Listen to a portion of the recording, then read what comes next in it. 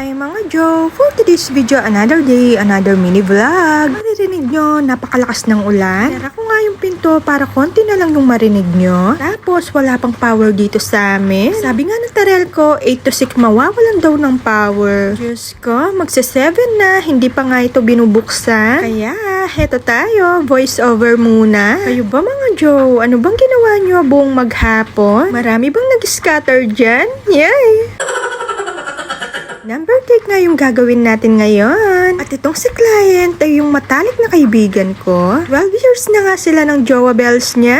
Uy, sana all. Sana all tumatagal, no? Sinabihan nga ako ni client na kulay yellow daw yung ilalagay kong frosting. Kaya, sino ba naman ako para tumanggi? Kakaalam ko kasi ito yung favorite na kulay niya ever since. And then, dati ganito din yung kulay na gusto ko. Yung favorite ko pala. Kaya lang, habang tumatanda tayo, nag-iiba yung gusto natin sa buhay. Nilipat ko nga yung camera dyan kasi puro kamay yung nakikita nyo sa akin kanina. Ngayon ko lang napansin, parang napakaliwanag ng camera ko ngayon. Mas maganda pala yung ganito. Maganda pala kapag naka-lights on yung camera mo. Maganda din pala yung naggagawa ng walang power.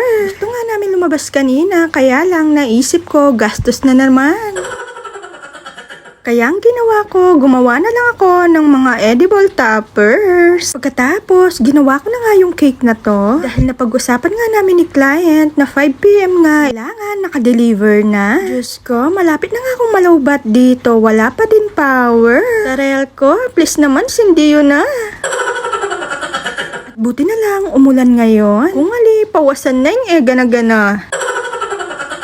By the way, ang size pala ng number cake natin is 6 inches. Gusto nga ng kaibigan ko, yung bento cake nga lang ganun daw size. May lalagay nga tayo dito ng mga fondant details. Gumawa na rin ako dito ng pa-heart-heart. Ayan nga, hindi ko alam kung paano ko nga ba ilalagay. At ayun na nga, nagdesisyon na nga ako na pa-straight na lang. Nabihan nga ako ni client na ilalagay ko daw sa number 1, I love you. Tapos, dito sa number 2 is mine ko. Maglalagay din tayo dito ng mga edible drudges. Nakakamiss din palang maglagay ng mga drudges sa cake. Lately kasi hindi ako naglalagay. Simple lang yung gusto ni client. Pinalalagay niya nga lang dito. Love you mine ko, yun lang. Dahil pakialamera tayo, naglagay na rin ako ng pa-heart-heart at yung years. O diba, may sariling desisyon. Hindi rin mawawala dito yung mahiwagang logo natin. Siyempre, maglalagay din tayo dito ng paribon. Siyempre, bago ang lahat, bago ang huli, montage pasok!